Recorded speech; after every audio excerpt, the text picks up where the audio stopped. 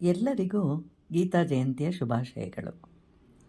ಭಗವದ್ಗೀತಾ 7ನೆಯ ಭಾಗ. ನಾರಾಯಣ, ಸರಸ್ವತಿ ಹಾಗೂ ವ್ಯಾಸರಿಗೆ ನಮಸ್ಕಾರಗಳು. ಮಾರ್ಗಶಿರ ಶುದ್ಧ ಏಕಾದಶಿಯಂದು ಮಹಾಭಾರತ ಯುದ್ಧ ಪ್ರಾರಂಭವಾಗುತ್ತೆ. ಆ ದಿನವೇ ಶ್ರೀಕೃಷ್ಣ ಪರಮಾತ್ಮನು ಅರ್ಜುನನಿಗೆ ಭಗವದ್ಗೀತೆಯನ್ನು ಬೋಧಿಸ್ತಾನೆ ಅಂತ ಹೇಳಿ ಆ ದಿನವನ್ನು ಗೀತಾ ಜಯಂತಿ ಅಂತ ಆಚರಿಸ್ತಾರೆ. ಅರ್ಜುನ ಬಹಳ ಪರಾಕ್ರಮಿ. ಅವನಿಗೆ ಭಯ ಅನ್ನೋದೇ ಇರಲಿಲ್ಲ. ಆದರೆ ಯುದ್ಧರಂಗದಲ್ಲಿ ಹೋರಾಡಬೇಕಾಗಿರೋದು ತನ್ನವರೊಂದಿಗೆ ಅನ್ನೋದು ಅವನಿಗೆ ದುಃಖವಾಗತ್ತೆ. ಆದರೆ ನಾವು ಸಹ ಜೀವನದಲ್ಲಿ ಹೋರಾಟ ನಡೆಸುವುದು 2 ವಿಷಯಗಳಿಗೆ. ಅವುಗಳು ನಾನು ಮತ್ತು ನನ್ನದು. ಶ್ರೀಕೃಷ್ಣನು ಅನೇಕರಿಗೆ ಗೀತೆಯನ್ನು ಬೋಧಿಸ್ತಾನೆ. ಅರ್ಜುನ, ಯಶೋಧ, ಉದ್ಧವನಿಗೆ, ಗೋಪಿಕೆಯರಿಗೆ, ತಾಯಿ ದೇವಕಿಗೆ ಹೀಗೆ ಹೇಳಿದ್ದರೂ ಸಹ ಅದು ಎಲ್ಲರಿಗೂ ಅನ್ವಯಿಸುತ್ತೆ. ಇಂದಿನ ವೇಗವಾದ ಆಧುನಿಕ ಕಾಲಕ್ಕೂ ಸಹ ಇದು ಹೊಂದಿಕೊಳ್ಳುತ್ತೆ. ಅಂದು ಅರ್ಜುನನನ್ನು ನಿಮಿತ್ತವಾಗಿ ಮಾಡಿಕೊಂಡು ಬೋಧಿಸಿದ್ದರೂ ಇದು ಇಂದಿಗೂ ಎಲ್ಲರಿಗೂ ಅನ್ವಯವಾಗುತ್ತೆ ಅನ್ನೋದರಲ್ಲಿ ಸಂದೇಹವೇ ಇಲ್ಲ. ಇದು ಸರ್ವಕಾಲಿಕ.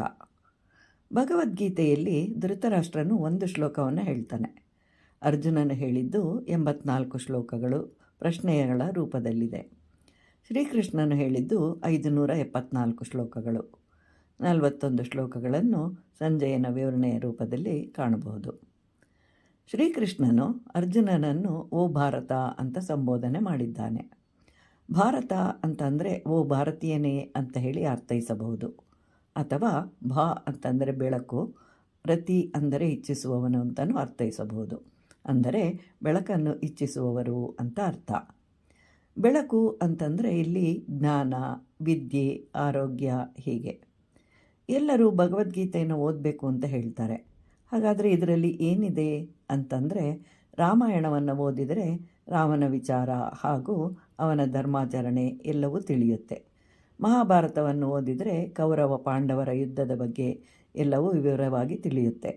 ಆದರೆ ಭಗವದ್ಗೀತೆಯಲ್ಲಿ ತಾನು ಹೇಗಿರಬೇಕು ಅಂತಂದರೆ ನನ್ನ ಬಗ್ಗೆ, ಅಂದರೆ ಯಾರು ಓದುತ್ತಾರೋ ಅವರಿಗೆ ತಾನು ಹೇಗಿರಬೇಕು, ಏನು ಮಾಡಿದರೆ ಸರಿ, ಆತ್ಮ ಅಂತಂದರೆ ಏನು, ಯಾವುದನ್ನು ನಾವು ತಿಳ್ಕೊಳ್ಬೇಕು, ಅದರಂತೆ ನಡೆದಾಗ ನಾವು ಏನನ್ನು ಹೊಂದುತ್ತೇವೆ, ಅದರಿಂದ ಆಗುವ ಪ್ರಯೋಜನವೇನು, ಹೀಗೆ ಉತ್ತಮನಾದ ಮಾನವನಾಗಿ ನಾವು ಈ ಲೋಕದಲ್ಲಿ ಬಾಳಬಹುದು ಅಂಥೇಳಿ ತಿಳಿಸುತ್ತೆ. ಅಲ್ಲದೆ ತನ್ನ ಬಗ್ಗೆ ತಿಳಿಸೋದ್ರಿಂದ ಬಹಳ ಆಸಕ್ತಿಯಿಂದ ಓದ್ತಾರೆ. ರಾಮಾಯಣ ಮಹಾಭಾರತ ಗ್ರಂಥಗಳು ಬೇರೆಯವರ ಬಗ್ಗೆ ತಿಳಿಸುತ್ತೆ. ಆದರೆ ಭಗವದ್ಗೀತೆ ಮಾತ್ರ ಪ್ರತಿಯೊಬ್ಬರಿಗೂ ತಮ್ಮ ಜೀವನವನ್ನು ಹೇಗೆ ರೂಪಿಸ್ಕೊಳ್ಬೇಕು ಅಂತ ತಿಳಿಸುತ್ತೆ. ಆದ್ದರಿಂದ ಓದುವವರೆಲ್ಲರಿಗೂ ಇದು ಆಸಕ್ತಿಯನ್ನು ಉಂಟು ಮಾಡುತ್ತೆ. ಅದರಂತೆ ಮಾಡಿದಾಗ ಆತ ಉತ್ತಮವಾದ ಮಾನವನಾಗಿ ಬೆಳಗ್ತಾನೆ. ಆದ್ದರಿಂದಲೇ ಇಂದಿಗೂ ಕೋರ್ಟಿನಲ್ಲಿ ಭಗವದ್ಗೀತೆಯ ಸಾಕ್ಷಿಯಾಗಿ ಅಂತ ಹೇಳಿ ಪ್ರಮಾಣವನ್ನು ಮಾಡಿಸ್ತಾರೆ. ಯಾಕೆ ಅಂತಂದರೆ ಎಲ್ಲ ವೇದ ಉಪನಿಷತ್ತುಗಳ ಶಾಸ್ತ್ರ ಪುರಾಣಗಳ ಸಾರವೇ ಭಗವದ್ಗೀತೆ. ಲೌಕಿಕ ಜೀವನಕ್ಕೆ ಬೇಕಾದ ಎಲ್ಲವೂ ಇದರಲ್ಲಿದೆ. ವಿಜಯವನ್ನು ಸಾಧಿಸಲು ಬೇಕಾದ ಸಮಸ್ತವೂ ಇದರಲ್ಲಿದೆ. ಮಾನವ ಸಂಬಂಧಗಳು ಹೇಗಿರಬೇಕು, ಎಲ್ಲಿ ಹೆಚ್ಚು ಎಲ್ಲಿ ಕಡಿಮೆ, ಮತ್ತು ಕೆಲವು ಸಲ ಅಂಟಿಯೂ ಅಂಟದಂತೆ ಇರಬೇಕೆಂಬ ಅಂಶವೂ ಇದೆ. ಒಟ್ಟಿನಲ್ಲಿ ಲೌಕಿಕ ಜೀವನಕ್ಕೆ ಸಂಬಂಧಿಸಿದ ಸಮಸ್ತ ಅಂಶಗಳಿಗೂ ಉತ್ತರವಿದೆ. ಆದ್ದರಿಂದಲೇ ಮಹಾತ್ಮ ಗಾಂಧೀಜಿಯವರು ಯಾವಾಗಲೂ ಕೈಯಲ್ಲಿ ಭಗವದ್ಗೀತೆ ಇರ್ತಾ ಇತ್ತು. ಅವರಿಗೆ ಏನಾದರೂ ಸಂದೇಹ ಉಂಟಾದರೆ ಅದನ್ನು ತೆರೆದರೆ ಅಲ್ಲಿ ಉತ್ತರ ಸಿಗುತ್ತಿತ್ತು.